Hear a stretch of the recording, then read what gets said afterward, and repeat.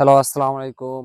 আজকে নতুন একটি ভিডিও নিয়ে চলে আসলাম। সেটি হলো ফেসবুকের আপনার নতুন একটি প্রবলেম আছে যে অন্যদের একটা ভিডিওতে আপনার যে কেউ যদি ভিডিও পোস্ট করতেছে, তাদের ভিডিওতে কিন্তু সচরাচর একটা জিনিস দেখা যাচ্ছে আজকে একটি প্রফেশনাল কনটেন্ট মনিটাইজেশন পাওয়া একটা পেজ আমি প্রোফাইল আপনাদেরকে দেখাবো যে এই প্রোফাইলে কি সমস্যা।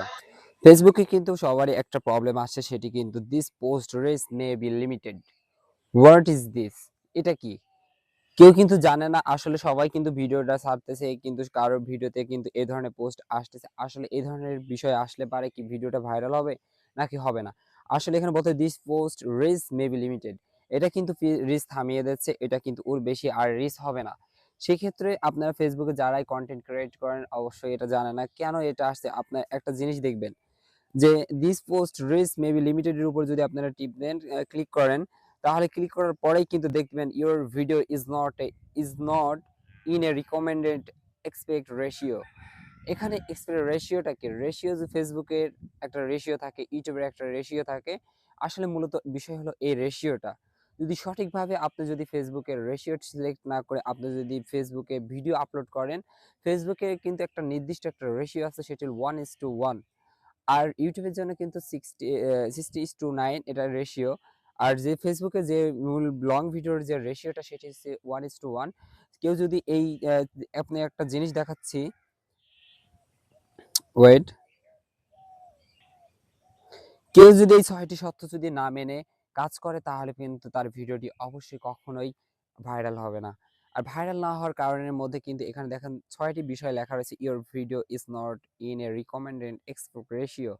এই জিনিসটা যদি কেউ খেয়াল না করে, যদি আবার your video has a caption, ক্যাপশনটা অবশ্যই দেওয়া লাগবে। ইওর ভিডিও হ্যাজ সাউন্ড, সাউন্ডটা কিন্তু নিজস্ব হওয়া লাগবে। আর your video is in a recommended resolution, রেজুলেশনটা কিন্তু আপনারা 1000 পিক্সেল রাখতে পারেন। কারণ your post caption does not have link. কখনো তারপরে আছে your post content in a video or photo.